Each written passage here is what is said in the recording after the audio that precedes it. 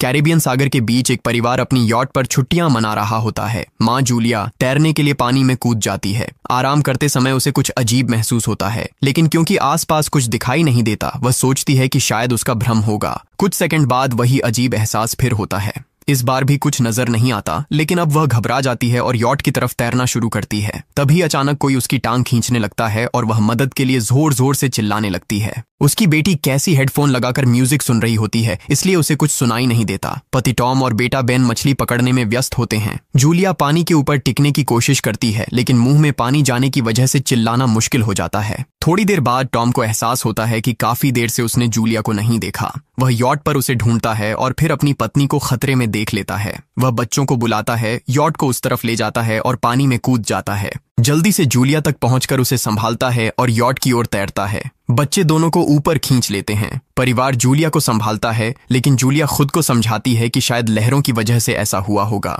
रात को सब मिलकर बेन का जन्मदिन मनाते हैं। कैसी को उसके बॉयफ्रेंड का कॉल आता है, तो वह लैपटॉप लेकर बाहर चली जाती है। वीडियो कॉल में उसका बॉयफ्रेंड दिखाता है कि शहर के ऊपर बड़े बड़े काले बादल छा गए हैं। कॉल ग्लिच होकर फ्रीज हो जाती है। कैसी यह बात परिवार को बताने आती है, लेकिन टॉम कहता है कि शायद जमीन से दूर होने की वजह से सिग्नल कमजोर है। तभी सबको एक आवाज सुनाई देती है। वे सब बाहर जाते हैं और देखते हैं कि व्हेल मछलियों का एक समूह गुजर रहा है। टॉम समझाता है कि व्हेल मछलियां हमेशा पृथ्वी के मैग्नेटिक फील्ड को फॉलो करती हैं, लेकिन जब तूफान आता है तो वे कंफ्यूज हो जाती हैं। अचानक यॉट जोर से हिलती है और बेन गिर जाता है। टॉम को चिंता होती है कि कहीं यॉट को नुकसान तो नहीं पहुंचा, इसलिए वह डाइव करके नीचे चेक करने चला जाता है। कुछ देर बाद वह सतह पर वापस आता है, लेकिन उसके कंधे पर एक बड़ा घाव होता है। जूलिया तुरंत उसका जख्म सीती है। टॉम बताता है कि पानी के अंदर उसे ऐसा लगा जैसे उसके पीछे कोई बहुत बड़ा जीव था, लेकिन जब उसने मुड़कर देखा तो प्रोपेलर से कट लग गया। वह कहता है कि जो भी चीज थी बहुत बड़ी थी। टॉम को यॉट पर काफी नुकसान दिखाई देता है, इसलिए उन्हें मदद बुलानी पड़ती है।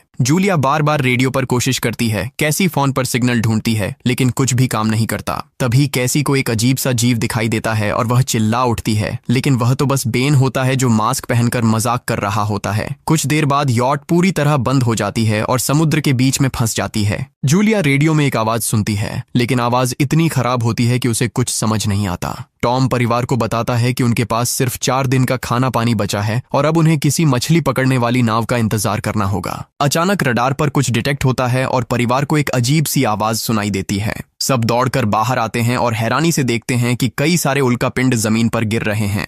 जहां जहां उल्कापिंड गिरते हैं वहां बड़े धमाके होते हैं। एक उल्कापिंड पानी में उनके पास गिरता है तो टॉम तुरंत यॉट को चलाने की कोशिश करता है। इंजन मुश्किल से चलता है, लेकिन तभी एक और उल्कापिंड उस इलाके को हिट करता है। परिवार डर के मारे एक दूसरे को कसकर पकड़ लेता है। तभी टॉम को समझ आता है कि जो आग के गोले गिर रहे हैं वे उल्कापिंड नहीं बल्कि सैटेलाइट्स हैं। उसी वक्त बेन देखता है कि यॉट से धुआं निकल रहा है। टॉम चेक करता है और कंफर्म होता है कि इंजन खराब हो गया है। हवा तेज होने लगती है तो फैमिली यॉट के अंदर छुप जाती है, बिना ये नोटिस किए कि कंपास बहुत तेजी से घूम रहा है। यॉट जोर जोर से हिलने लगती है। बेन फिर से गिर जाता है और इस बार उसे चोट भी लग जाती है। लहरें तेजी से यॉट से टकरा रही होती हैं। टॉम स्ट्रगल करके बाहर जाता है और लाइफ जैकेट्स लेकर आता है। तभी पावर चली जाती है। टॉम तुरंत पावर बॉक्स का बटन प्रेस करता है और लाइट वापस आ जाती है। उस वक्त बेन नोटिस करता है कि जूलिया की नाक से खून बह रहा है। जूलिया को चक्कर आने लगते हैं, जबकि कैसी सिंक पर जाकर उल्टी कर देती है। टॉम रेडियो ट्राई करता रहता है पर सिग्नल नहीं मिलता। अचानक एक तेज हाई पिच्ड नॉइज आती है और हवा और भी स्ट्रांग हो जाती है। जूलिया दरवाजे बंद करने की कोशिश करती है, पर एक हैच खुल जाता है और हवा खिड़कियां तोड़ने लगती है। टॉम एक फ्लेयर जलाता है और थोड़ी देर बाद अंधेरा छा जाता है। अगली सुबह फैमिली शॉक में उठती है कि वो स्टॉर्म से बच गए हैं, लेकिन यॉट आधी तबाह हो गई होती है। जब वो बाहर आते हैं तो देखते हैं कि समुद्र का पानी गायब हो गया है और यॉट अब जमीन पर अटकी है। सब ये देखकर शॉक में आ जाते हैं। कैसी सिग्नल चेक करती है पर नेटवर्क बिल्कुल डाउन होता है। बेन 2 मरे हुए केकड़ों से खेलने लगता है। टॉम कंपास चेक करता है और देखता है कि वो उल्टा हो गया है। ये आखिरी बार 7 लाख साल पहले हुआ था। कैसी को लगता है कि उसका बॉयफ्रेंड मर गया होगा और वो टूट जाती है। जब जूलिया उसे समझाने आती है तो कैसी उसे दूर कर देती है और छुपने चली जाती है। जूलिया और टॉम बची हुई सप्लाईज देखते हैं। बेन अपने बर्थडे बलून्स एक पत्थर से बांध देता है ताकि शायद कोई बचा हुआ सर्वाइवर देख ले। टॉम फिर रेडियो ट्राई करता है और इस बार एक आदमी से कनेक्शन हो जाता है। उसका नाम नाव होता है और वो एक सबमरीन का कैप्टन होता है। उसकी सबमरीन भी लैंड पर अटक गई है। वो कंफर्म करता है कि मैग्नेटिक पोल्स रिवर्स हो गए हैं, इसलिए ओशन पीछे हट गया है और जमीन डूब गई है। वो कहता है कि उसने अभी तक और सर्वाइवर्स नहीं देखे और कम्युनिकेशन सिस्टम सिस्टम्स बिल्कुल डाउन हो गए हैं। वो मजीद ये भी कहता है कि पोल्स फिर रिवर्स होंगे और शायद एक हफ्ते में समुंदर वापस आ जाएगा। वो फैमिली को वार्न करता है कि जितना हो सके ऊंची जगह चढ़ जाओ, क्योंकि जब पानी वापस आएगा तो वो बहुत खतरनाक होगा। वो बोलता है उसका पार्टनर क्रैश में मारा गया और सबमरीन में बस 3 लोगों की ही जगह है। जूलिया और टॉम उससे कहते हैं कि प्लीज हमारे बच्चों को बचा लो। वो उन्हें अपने कोऑर्डिनेट्स दे देता है। टॉम कैलकुलेट करता है कि सबमरीन तक पहुंचने में 2-3 दिन लगेंगे। वो फैमिली से कहता है आज रात अच्छे से आराम कर लो, कल सुबह हम निकलेंगे। अगली सुबह फैमिली सामान पैक कर रही होती है, तभी टॉम को पास में कुछ हिलता हुआ दिखता है। वो एक लंगड़ा आदमी होता है जिसके हाथ में हार्पून होती है और साथ में एक कुत्ता लगातार भौंक रहा होता है। टॉम उसके पास जाता है और उसे पानी की बोतल देता है, लेकिन वो आदमी कुछ ऐसी भाषा में बोलता है जो टॉम समझ नहीं पाता। पानी पीने के बाद वो अजनबी अचानक टॉम के सिर पर बोतल मारता है और चेहरे पर जोर का लात मार देता है। जूलिया डर के मारे भागती है, लेकिन तब तक देर हो चुकी होती है। वो आदमी टॉम के पेट में हार्पून घुसा चुका होता है। टॉम कुछ पल तक तड़पता है और फिर वो उसकी गर्दन भी काट देता है। फिर वो आदमी जूलिया के पीछे भागता है और उस पर हार्पून फेंकता है, जिससे उसके कंधे में चोट लग जाती है। जूलिया दर्द सहते हुए यॉट के अंदर भागती है और बच्चों को बोलती है कि छुप जाओ। वो दरवाजा लॉक कर देती है। कैसी और बेन सोफे के अंदर घुस जाते हैं। जूलिया उन्हें फ्लेयर गन पकड़ाती है और खुद एक चाकू लेकर बाथरूम में छुप जाती है। वो आदमी दरवाजे पर जोर जोर से धक्के मारता है और आखिर अंदर घुस ही जाता है। पहले वो थोड़ा खाना उठाता है और फिर यॉट में इधर उधर ढूंढने लगता है, फिर बाथरूम की तरफ जाता है, लेकिन जूलिया समझदारी से एक छोटे छेद से बाहर निकल जाती है। वो आदमी सोचता है कि जूलिया भाग गई, लेकिन जैसे ही वो धीरे से निकलने लगती है, उसका कुत्ता उसे देख लेता है और भौंकने लगता है। कुत्ता उस पर झपटता है तो जूलिया चाकू से उसे मार देती है। कुत्ते की चीख सुनकर वो आदमी बाहर आता है और अपने कुत्ते की लाश देखकर आग बबूला हो जाता है। इस बीच जूलिया यॉट के दूसरे साइड से अंदर जाने की कोशिश करती है। वो ऊपर चढ़कर टूटी हुई खिड़की से अंदर घुसने लगती है, लेकिन वो आदमी पहले ही वहां पहुंच जाता है। वो उसे पकड़कर जोर से मुक्का मारता है, जिससे वो नीचे गिर जाती है। जूलिया फर्नीचर पकड़कर बचने की कोशिश करती है, लेकिन वो आदमी उसे लात मारकर दूर फेंक देता है। फिर वो उसकी कलाई पर पैर रख देता है ताकि वो चाकू छोड़ दे, और फिर उसके बाल पकड़कर उसका चेहरा जमीन पर दे मारता है और सोफे पर फेंककर उसका गला दबाने लगता है। बच्चे ये सब कुछ देख रहे होते हैं। कैसी बाहर निकलकर फ्लेयर गन चलाती है जो सीधा उस आदमी को लगती है। वो जल उठता है और यॉट में आग फैलने लगती है। बच्चे तुरंत भाग जाते हैं, लेकिन जूलिया वापस आती है। वो उसे एक किक मारकर गिराती है, मैप और बैग उठाती है और वहां से भाग जाती है। बेन और कैसी अपने पापा के पास जाकर रोने लगते हैं। जूलिया भी उनके साथ बैठ जाती है और तीनों मिलकर आंसुओं के साथ टॉम को आखिरी अलविदा कहते हैं। तभी वो डरावना आदमी फिर यॉट से बाहर निकल आता है तो फैमिली फिर से भागने लगती है। कुछ ही देर में यॉट एक बड़े धमाके के साथ उड़ जाती है। थोड़ी दूर चलने के बाद वो लोग एक छोटे से झरने के पास रुकते हैं ताकि थोड़ा आराम कर सकें। कैसी सोचती है कि शायद वो पागल आदमी उनके पास गुब्बारे देखकर आया था। ये सुनकर बेन खुद को कसूरवार मानने लगता है। जूलिया उसे समझाती है कि इसमें उसकी कोई गलती नहीं थी और सबको आगे बढ़ने को कहती है, क्योंकि वो आदमी अभी भी उनके पीछे है। रास्ते में एक छोटे तालाब के पास बेन एक मरी हुई हैमरहेड शार्क देखकर हैरान रह जाता है। तभी जूलिया नोटिस करती है कि वो आदमी फिर उनके करीब पहुंचने वाला है। सब लोग दौड़ पड़ते हैं और एक रेत के टीले से नीचे गिर जाते हैं, जहां उन्हें जहरीला कचरा दिखाई देता है। फैमिली सावधानी से उसे पार करती है और लगता है कि उन्होंने उस आदमी से पीछा छुड़ा लिया है। चलते चलते उन्हें बड़े बड़े मरे हुए सी एनिमल्स और समुंदर के नीचे जमा हुआ सारा प्लास्टिक दिखने लगता है। बेन धीरे धीरे चलने लगता है तो जूलिया समझ जाती है कि वो डिहाइड्रेशन के करीब है। वो सबको रुकने को कहती है।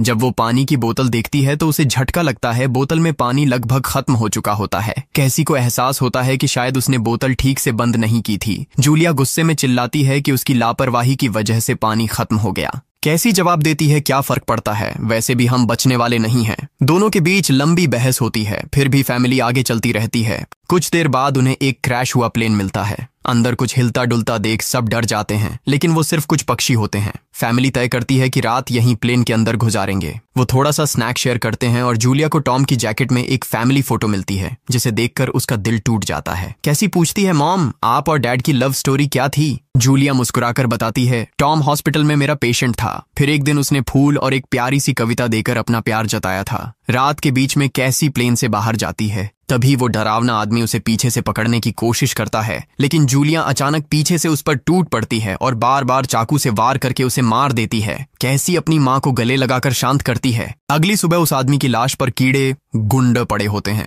फैमिली नोटिस करती है कि उसके शरीर पर कई काटने के निशान हैं, मतलब इस एरिया में कोई खतरनाक जीव छिपा हुआ है। जैसे ही वो लोग वहां से निकलते हैं, केकड़े उसके मुंह से बाहर निकल आते हैं। कुछ घंटों बाद जूलिया और कैसी मैप देख रही होती हैं, लेकिन बेन धीरे से आगे निकल जाता है। जूलिया चिल्लाती है, रुक जाओ, लेकिन बेन एक तालाब में झुककर पानी पीने लगता है। जूलिया तुरंत उसे खींचकर बाहर निकालती है और समझाती है कि अनजान पानी उसे बीमार कर सकता है। धूप बहुत तेज हो जाती है तो फैमिली अपने सिर कपड़ों से ढक लेती है। बेन को चक्कर आने लगते हैं। तभी उन्हें कुछ पुराने कुर्सियां मिलती हैं और जूलिया कैसी उनसे एक टेम्पररी शेल्टर बना लेती हैं। जूलिया बेन को इंजेक्शन लगाती है और तय करती है कि वो रात वहीं बिताएंगे। सुबह जूलिया एक अजीब सी आवाज सुनकर उठती है।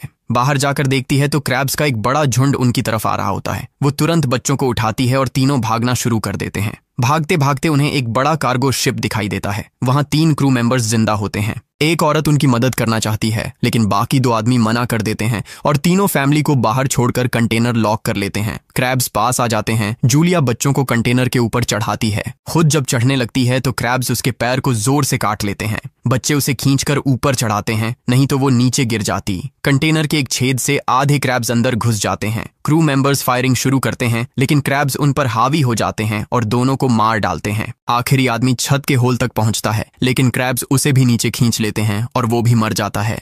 जूलिया अपने जख्म पर पट्टी बांधती है और बेहोश हो जाती है। कुछ देर बाद जब वो उठती है तो खुद को रेत के तूफान के बीच अकेली पाती है। वो घबराकर बच्चों को ढूंढने लगती है। एक मरी हुई औरत का हथियार उठाती है और जोर जोर से चिल्लाती है। कैसी उसकी आवाज सुनकर लौट आती है और बताती है कि वो और बेन मदद ढूंढने गए थे, लेकिन कोई नहीं मिला। फिर दोनों बेन से मिलते हैं, जिसे एक खुला कंटेनर मिलता है जहां वो तूफान खत्म होने तक रुक सकते हैं। जूलिया टॉम का लाइटर निकालती है और अपने जख्म को जलाकर बंद करती है, जो बेहद दर्दनाक होता है। तूफान थमने के बाद उन्हें एक और कंटेनर मिलता है जिसमें बहुत सारी पानी की बोतलें होती हैं। बॉडीज चेक करते वक्त उन्हें एक रेडियो और एक गन भी मिलती है। जूलिया नाव से संपर्क करती है और बताती है कि मैप खो गया है। इस पर नाव बताता है कि उन पर आर्थ्रोपॉड्स ने हमला किया था। वो अबिस के जीव हैं जो ऑक्सीजन की वजह से पूरी तरह पागल हो चुके हैं।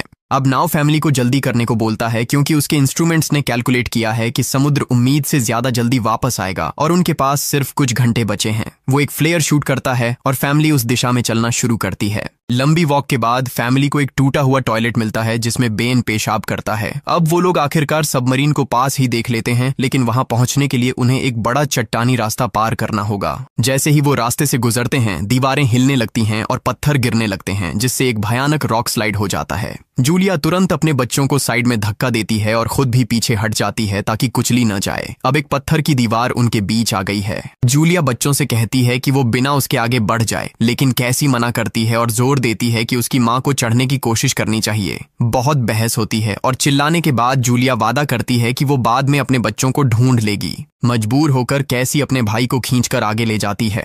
बच्चे चट्टानी रास्ता चढ़कर सबमरीन की तरफ भागते हैं, लेकिन वहां पहुंचकर देखते हैं कि नाव बाहर खून में लथपथ पड़ा है। वो समझाता है कि उसके लिए सब खत्म हो गया है और अब बच्चे सबमरीन ले सकते हैं। ये सोचकर कि एक एक्स्ट्रा जगह होगी, कैसी वापस अपनी माँ को ढूंढने भागती है। तभी जूलिया केकड़ों को आता देखती है और वो फायरिंग शुरू कर देती है। कुछ केकड़ों को वो मार देती है, लेकिन झुंड बहुत बड़ा होता है और सबसे लड़ना मुश्किल हो जाता है। उसी वक्त कैसी दीवार के ऊपर दिखाई देती है और हाथ आगे बढ़ाती है तो जूलिया अपने घायल पैर के बावजूद तेजी से चढ़ना शुरू करती है। कैसी की मदद से वो दूसरी तरफ पहुंच जाती है और दोनों साथ में सबमरीन की तरफ भागते हैं। बेन पहले से ही ऊपर खड़ा होता है और फायर खोल देता है ताकि केकड़े डिस्टर्ब रहें जब तक फैमिली ऊपर चढ़ जाए। केकड़े नाव के शरीर तक पहुंचते ही तुरंत उसे खाने लग जाते हैं। जूलिया गन उठाती है और फायरिंग जारी रखती है जब तक बच्चे अंदर चले जाएं। जब वो सुरक्षित हो जाते हैं, जूलिया समझती है कि गोलियां खत्म हो गई हैं, तो वो गन केकड़ों पर फेंक देती है और अपने बच्चों के साथ अंदर चली जाती है। फैमिली हैच को अच्छे से लॉक करती है और खिड़की से केकड़ों को सबमरीन के चारों तरफ देखती है। इसी वक्त समुद्र वापस आ जाता है तो तीनों तुरंत अपनी सीटों पर बैठकर बेल्ट पहन लेते हैं और एक दूसरे का हाथ पकड़ लेते हैं। तेज लहरें सबमरीन को जोर जोर से इधर उधर फेंकना शुरू कर देती हैं, जिससे जूलिया को पूरी जर्नी के विजन दिखने लगते हैं और कैसी उल्टी कर देती है। जल्दी ही वो हाई पिच आवाज वापस आती है और फैमिली बेहोश हो जाती है। कुछ देर बाद जूलिया और बच्चे होश में आते हैं और खुद को जिंदा देखकर खुश होते हैं। वो हैच अनलॉक करके बाहर निकलते हैं और देखते हैं कि लहरों ने सबमरीन को एक तबाह शहर में गिरा दिया है। यानी अब जिंदा रहने और नया जीवन शुरू करने की उम्मीद है। और यहीं पर फिल्म खत्म होती है। चैनल को सब्सक्राइब करना न भूलें और बेल आइकन जरूर दबाएं ताकि आपको ऐसे ही मजेदार वीडियो मिलते रहें। देखने के लिए धन्यवाद।